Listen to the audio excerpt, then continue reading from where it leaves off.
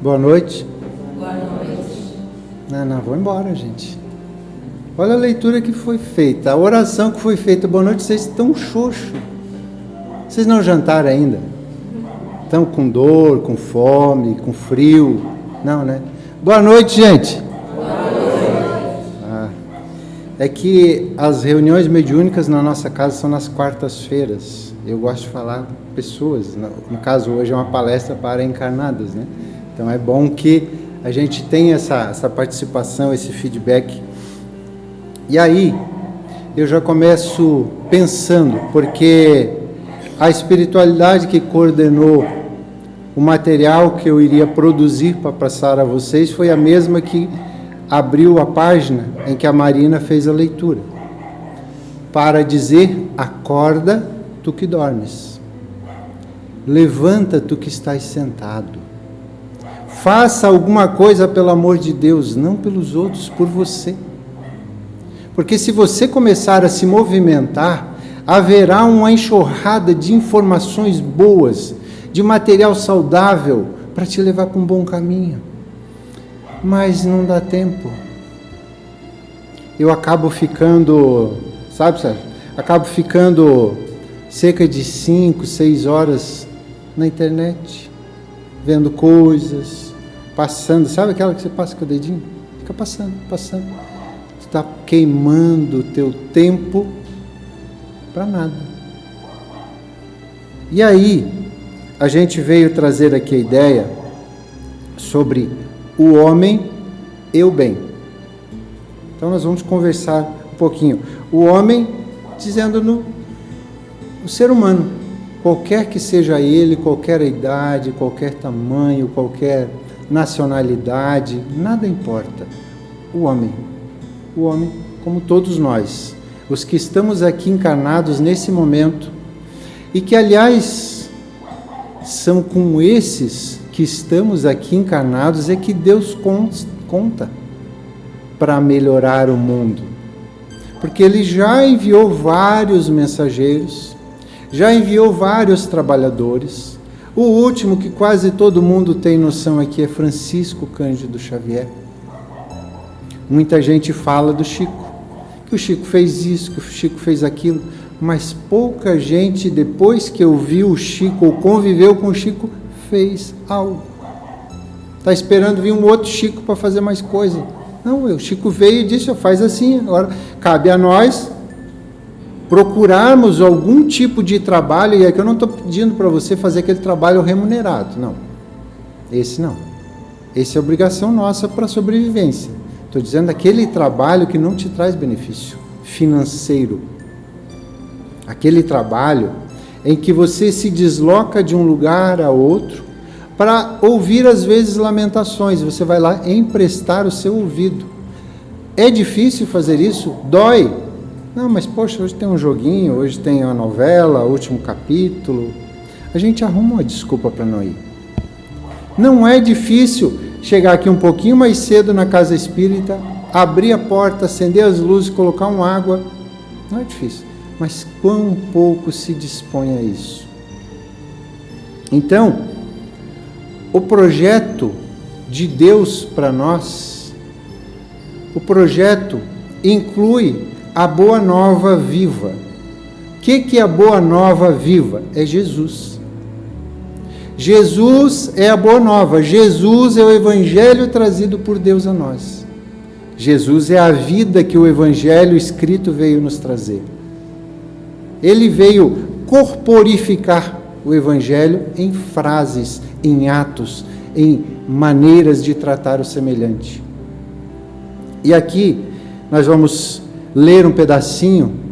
Acho que esse pedacinho é interessante para balizar o que a gente vai conversar. Nós vamos falar sobre a parábola do bom samaritano, que está lá em Lucas, capítulo 10, versículo 25 a 37.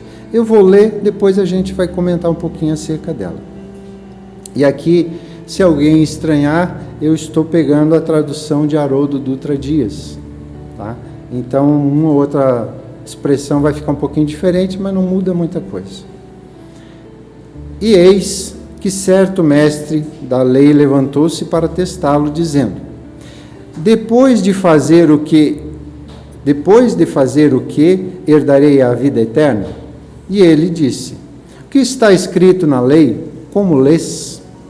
A coisa que está escrito, até como lês. Em resposta disse: amarás o Senhor teu Deus de todo o teu coração, de toda a tua alma, de toda a tua força, com toda a tua mente e com o teu próximo como a ti mesmo. O doutor da lei conhecia do assunto. Disse-lhe, no caso Jesus, né? Respondeste de forma justa. Faze isto e viverás. Ele, porém, querendo justificar-se, disse a Jesus: quem é o meu próximo? Que aí ficou uma situação. Quem é o meu próximo? Prosseguindo, disse Jesus: certo homem descia de Jerusalém para Jericó e caiu nas mãos dos assaltantes, os quais, depois de havê-lo despojado, o espancaram, retiraram-se e deixaram semi-morto. Por coincidência, certo sacerdote descia por aquele caminho, e ao vê-lo, passou pelo lado oposto.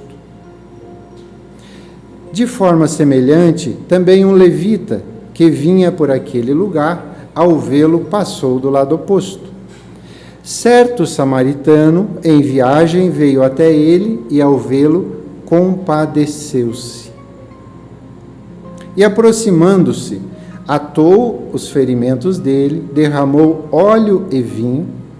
Após colocá-lo sobre o seu animal de carga, levou-o para uma hospedaria e cuidou dele.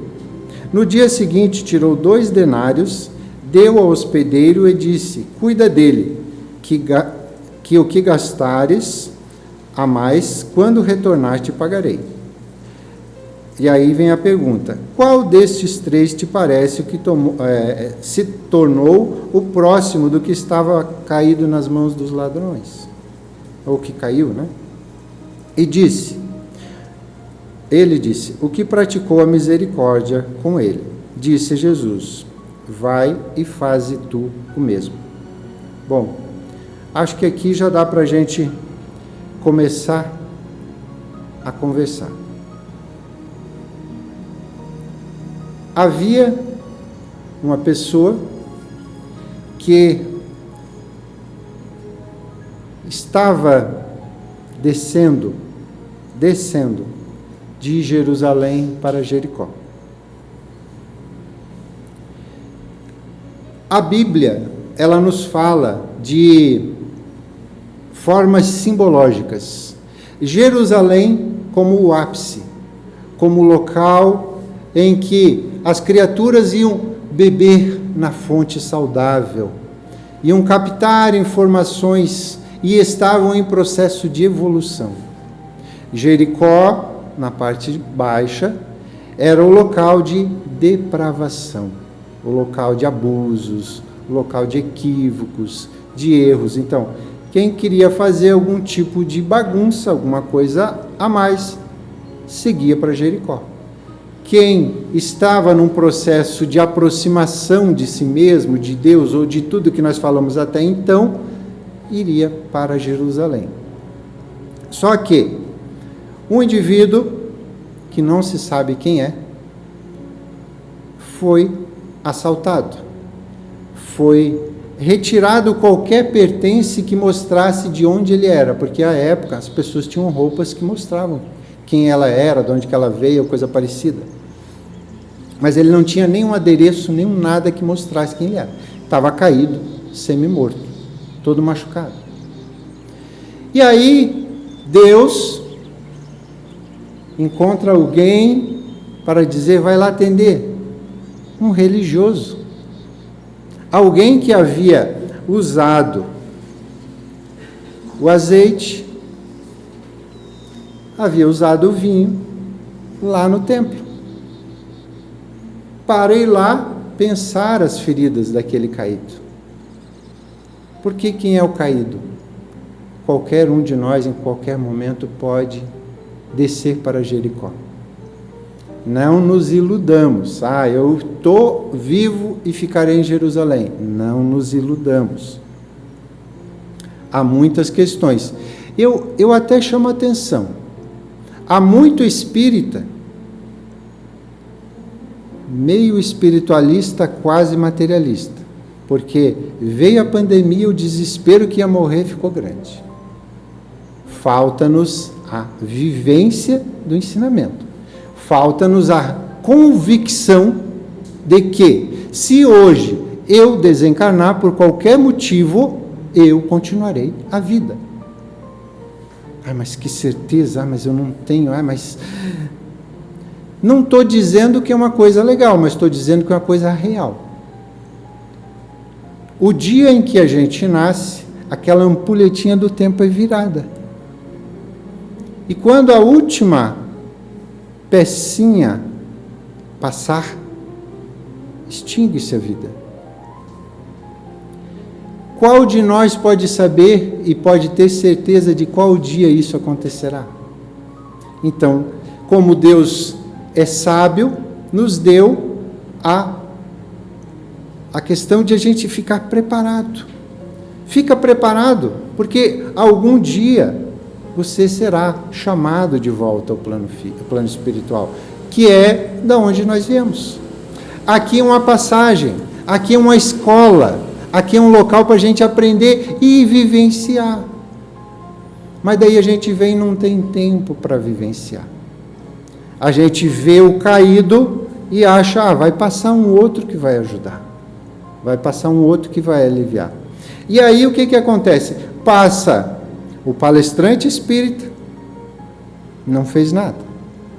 Passou a pessoa que veio, abriu, limpou a casa, viu que o palestrante não fez nada, também não ajudou. Só que veio um cara que estava ali na rua, que não ouviu nada, que não limpou nada, que não fez nada, viu o caído e condoeu-se. Poxa, esse cara está caído. O que ele fez? Ele desceu do animal, pegou os itens, o que ele tinha de possibilidade para ajudar o caído, limpou, higienizou, pensou se fosse ele no lugar daquela pessoa. Ele se sentiu tocado. E aí, não contente com isso, colocou no seu animal, foi ser servo daquele que ele não conhecia. Podia ser um malfeitor, podia ser qualquer coisa. Ele simplesmente colocou dentro, em cima do seu animal, levou à hospedaria, cuidou como se fosse um filho querido. No outro dia ele sai e ainda deixa dinheiro para caso ele ficasse mais tempo. Então, a grande questão é, como é o nosso movimento com relação aos outros?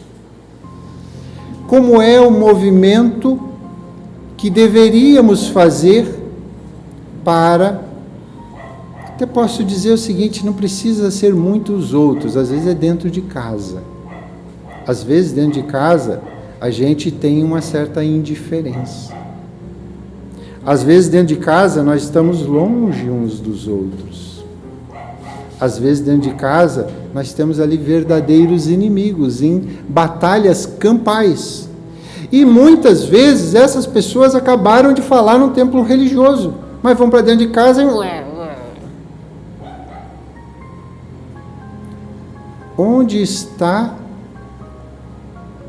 o processo de mudança? A partir do entendimento, porque é fácil eu chegar aqui e dizer para vocês, façam isso, façam aquilo.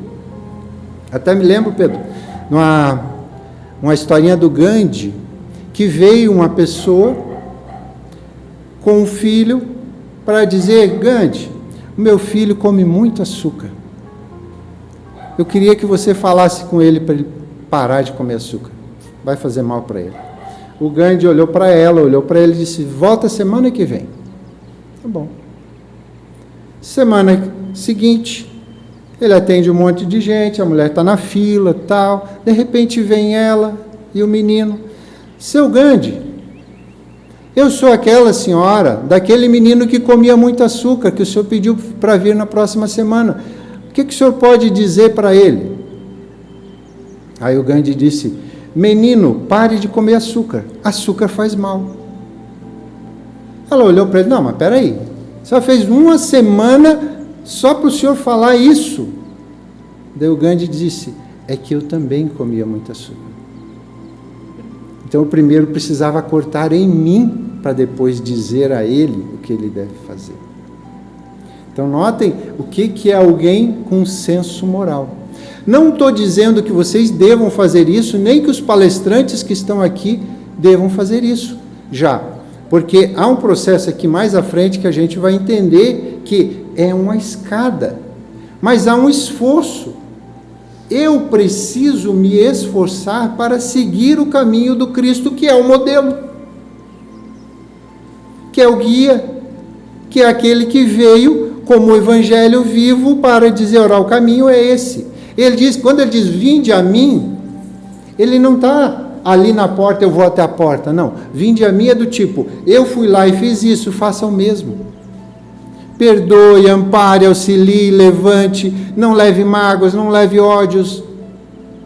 Você vai ser leve. Você vai como que flutuar. Mas aí alguém te fala alguma coisa. Tu fala 3 em um tom mais pesado. Porque se o Sérgio chegar aqui... Sérgio não. Chegou uma pessoa aqui e disse, você é um grosseirão. Vou dizer, não sou, é sim, já fiquei. Agora se ele, você é um grosseirão, vocês, meu irmão, vamos sentar ali, vamos conversar um pouquinho.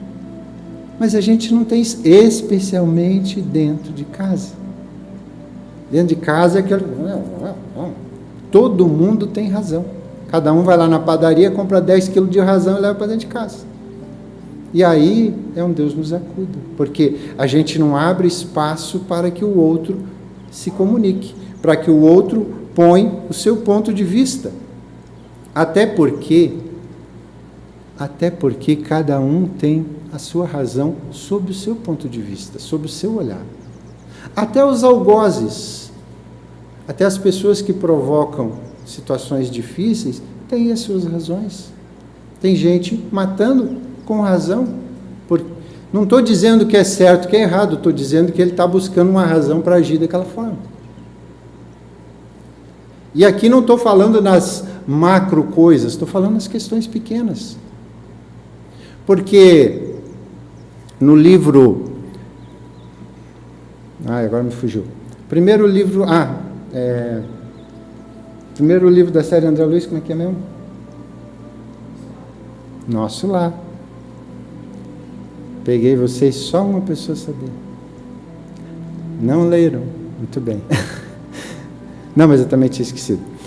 No livro Nosso Lar, tem uma passagem em que uma ministra diz o seguinte: todos os dias, de todas as localidades, metrópoles, jardins, espaços pequenos, pobres, burgos, qualquer lugar, milhares de seres desencarnam e vão para o plano espiritual e são lá acolhidos.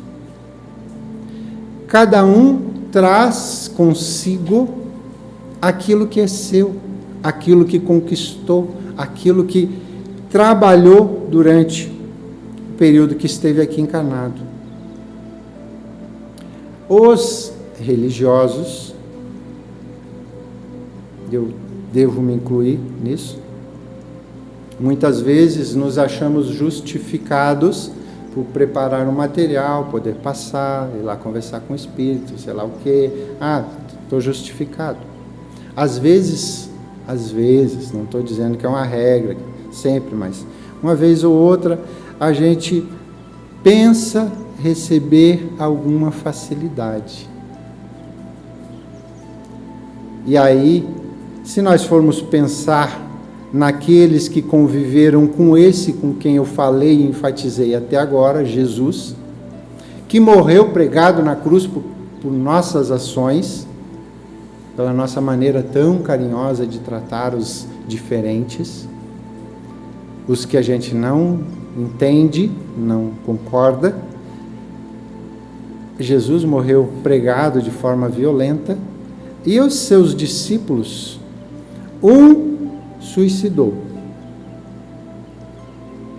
um não foi martirizado, os outros todos foram martirizados.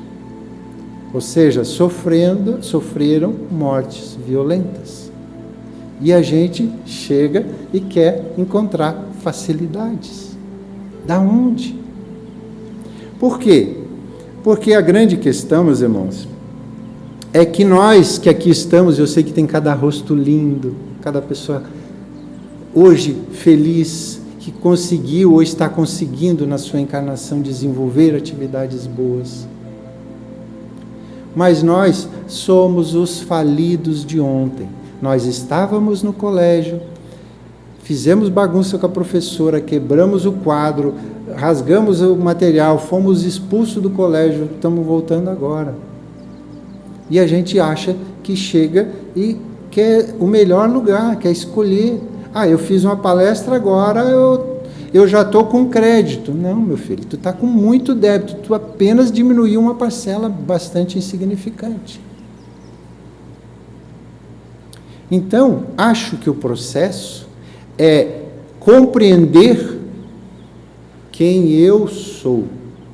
Quem eu sou, não é o que eu pareço ser, porque vocês me veem de uma maneira. Eu me vejo de uma outra maneira, mas há uma realidade que eu não vejo nem vocês veem. Mas essa é a minha realidade. Eu sou isso. Então, tem até um estudo que fala sobre a tal janela de Johari, em que tem uma forma, uma janela, cada um vê de um ângulo. E cada um de nós tem a maneira de se ver e às vezes não é exatamente a maneira que é a correta, né? Então, o que o samaritano mostrou? O samaritano mostrou humildade, mostrou piedade, fraternidade, responsabilidade, consciência de seus atos, pensou inclusive no hospedeiro. Ele, que não ouviu, talvez naquele dia, uma pregação, vivenciou uma pregação no seu coração. Pelo olhar o caído e entrar em sintonia com ele do tipo, vou minorar esse sofrimento. Não, esse é um vagabundo, que isso, que não está julgando. Naquele momento eu vou salvá-lo. Depois a gente vê. Nesse momento, Deus me colocou próximo a ele. Para quê? Para aliviar o sofrimento.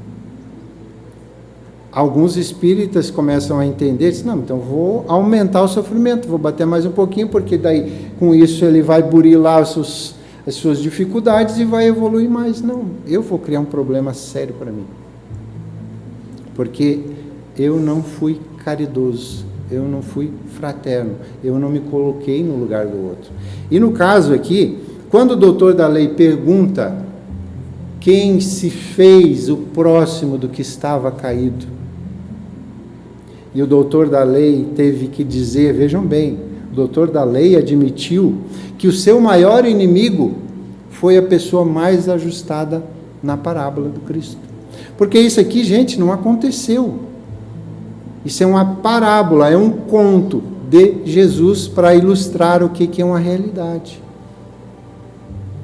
Então, quando Jesus aponta esse tipo de ação que nós deveríamos fazer na medida em que encontrássemos um caído, isso nos traria situações internas muito agradáveis.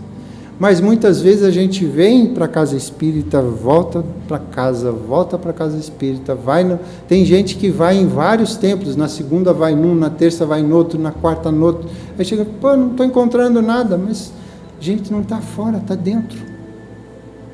Eu tenho que olhar aqui dentro, claro que eu não vou abrir, mas eu tenho que parar para pensar quem eu sou, o que eu quero, o que me movimenta. Qual é o meu objetivo mais, aquilo que mais eu desejo na vida, qual é o meu desejo central dessa encarnação? Porque se eu começar a descobrir isso, eu já tenho um norte. Eu quero isso. Isso é bom ou não? Não. Então eu vou trabalhar contra isso. Porque se eu for e fizer isso, gerará determinadas consequências que me farão muito mal. Quando Jesus fala em Mateus capítulo 5, versículo 44, 46 e 48, ele diz: amai os vossos inimigos, fazei o bem aos que vos odeiam, orai pelos que vos perseguem e caluniam. Eu vou perguntar, pelo amor de Deus, não precisa levantar a mão. Alguém fez uma oração pelo seu obsessor hoje?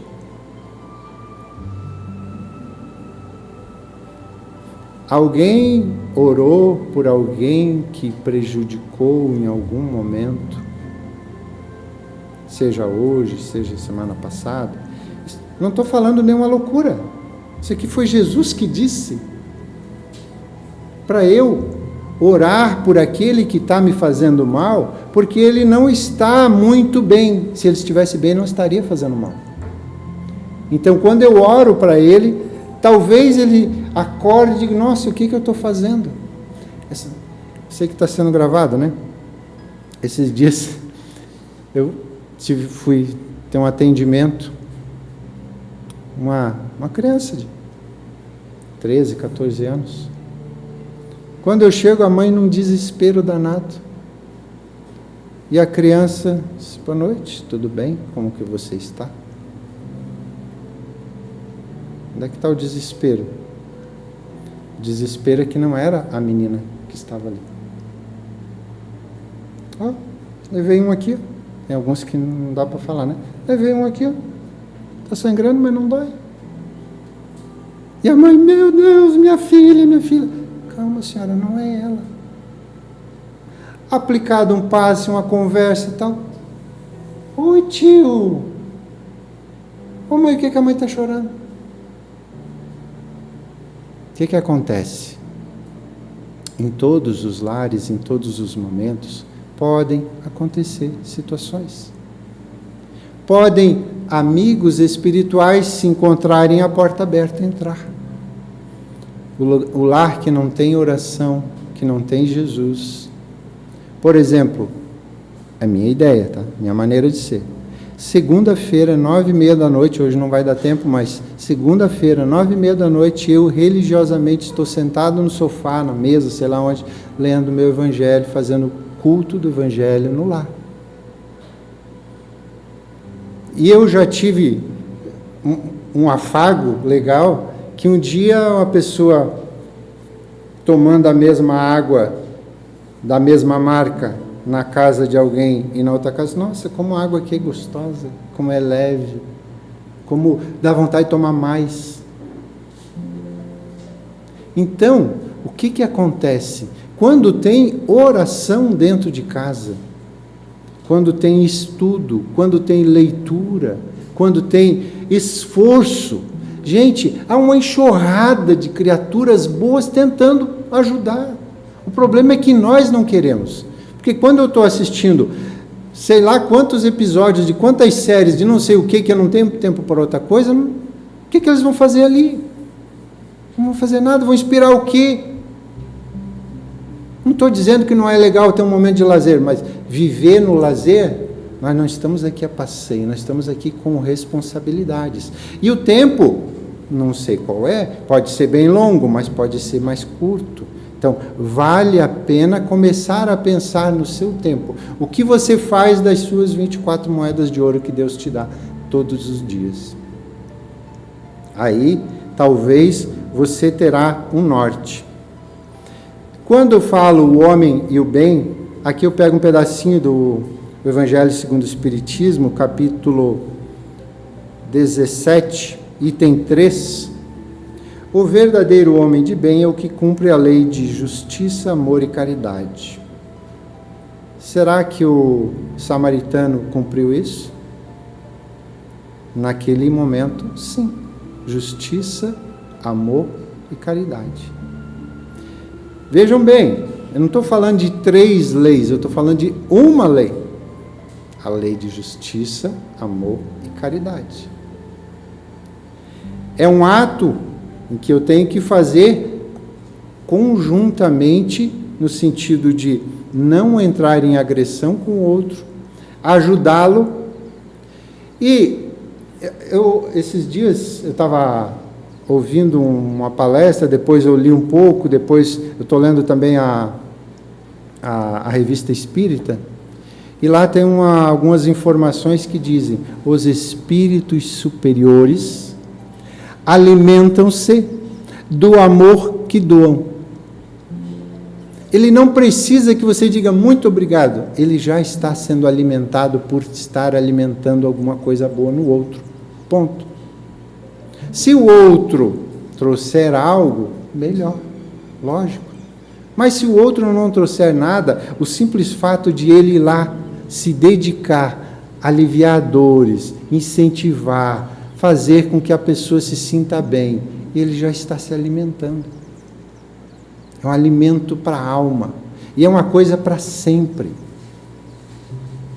Lembram aquela passagenzinha, até falando de outra samaritana, que Jesus e a samaritana estavam lá no tanque?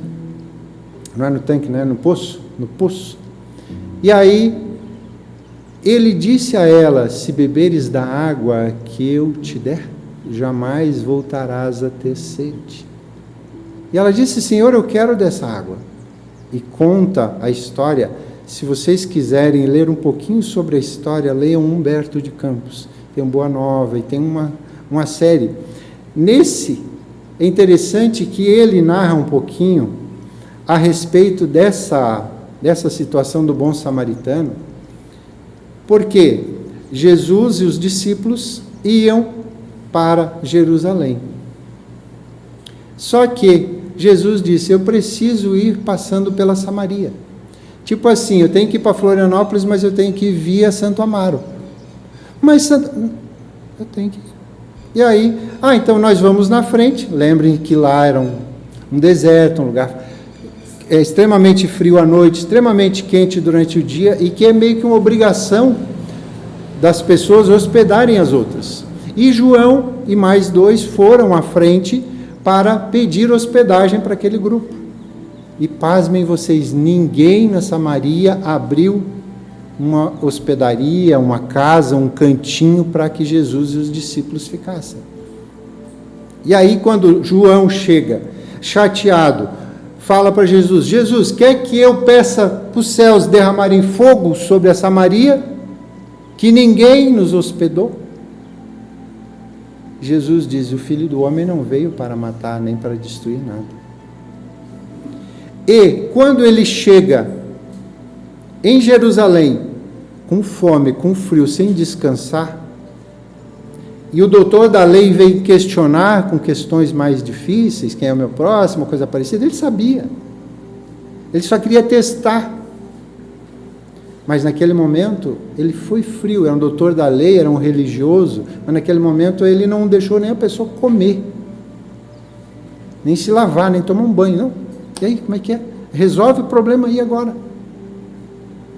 Então, falta-nos, às vezes, a caridade. Falta-nos um copinho de água. Um copinho de água nesses calorões faz uma diferença. Às vezes as pessoas passam, a gente não oferece uma aguinha. Seria tão bom.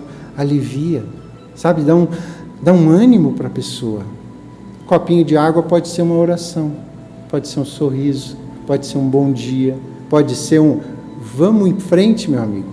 Você hoje caiu pela droga, amanhã você vai levantar, não tenha dúvida. Se a droga foi mais forte que você hoje, amanhã Jesus te dará as mãos e você não cairá de novo. Tenha fé, tenha confiança, levante-se. Os amigos espirituais nas atividades mediúnicas vêm com dificuldades. E quando eles caem em si, eles dizem: mas eu não... Todos nós, é um argumento nosso, todos nós que estamos aqui nessa mesa, nessa casa, e eu coloco os dessa casa também, ou de qualquer outro templo religioso, somos os doentes que passamos pelas mesmas fieiras. Somos os doentes em situação bastante delicada ainda. Então, Não cabe a nós julgar o outro, por que que ele caiu, por que que ele não caiu. Isso não importa, é entre ele e Deus. Entre eu e ele tem que haver um movimento saudável para que esse movimento eu, ele e Deus se torne um movimento bom. Porque se eu não amar a Deus, e aqui, ó, vamos voltar aqui, ó, onde o religioso usou a expressão: amarás o Senhor teu Deus de todo o teu coração, de toda a tua alma, de toda a tua força, com toda a tua mente, e o teu próximo como a ti mesmo. Não está aqui o conceito principal da vida? Porque se essa trindade não acontecer, eu estou aqui como um mero espectador. O homem de bem, como aponta Kardec, tem fé no futuro, razão porque coloca os bens espirituais acima dos bens temporais. O que é bem temporal? Qualquer coisa que eu vejo, que eu toco, é temporal. É um agregado de matéria que vai se desagregar. Mas eu, essência, vou continuar vivendo. Eu imagino que vocês hoje higienizaram-se, tomaram um banhozinho, escovaram os dentes, fizeram alguma coisinha. O corpo, o leão, para a onça, e para você, alma, o que você fez hoje? Porque a única coisa que você tem é você, o resto é acessório. Se eu passo muito tempo, até me lembro do Leandro Carnal dizendo que ele passa cuidando muito tempo do corpo, vai ser um defunto bem bonitinho.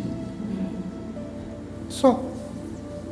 Aí os bichinhos vão vir de baixo lá, não vão nem saber o que é, ou de dentro, né? Nem precisa vir de baixo, vocês vão sair de qualquer lugar, porque nós somos um agregado de um monte de coisas.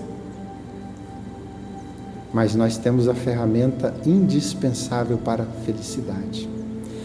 Gente, eu me empolguei, o tempo era propício, mas eu vou deixar para vocês como dica. Leiam lá as características do homem de bem. E no item Bons Espíritas, no capítulo 17, item 4, reconhece-se o verdadeiro espírita pela sua transformação moral e pelos esforços que emprega em domar suas inclinações más. Ninguém está pedindo perfeição de ninguém, nem Jesus pediu, nem a espiritualidade, não. Mas um esforço para diminuir alguma tendência que não é boa, isso vale, isso é importante. E para terminar, nós vamos pegar aqui do livro Canteiro de Ideias, a poesia de Maria Dolores, através da mediunidade fantástica de Francisco Cândido Xavier. O tema é Amparo Oculto. Não lamentes, alma boa, contratempo que acontece, que a luta não te esmoreça, nada existe sem valor. Aquilo que te parece um desencanto de vulto, é sempre socorro oculto que desponta em teu favor. Uma viagem frustrada, uma festa que se adia, uma palavra sombria que encerra uma diversão. O desajuste num carro, um desgosto pequenino, alteram qualquer destino em forma de salvação. Não chores por bagatelas, guarda a fé por agasalho. Deus te defende o trabalho, atuando em derredor. Contrariedades no tempo, quase sempre em maioria, é amparo que o céu te envia por bênção de um mal menor. Com isso, acho que eu não tenho mais nada que falar, a não ser uma boa noite a vocês todos, que a gente possa aceitar o convite divino, aceitar o apelo de venha, meu filho, minha filha, aproveite a tua encarnação, ela está passando, mas ainda dá tempo de fazer alguma coisa. Obrigado.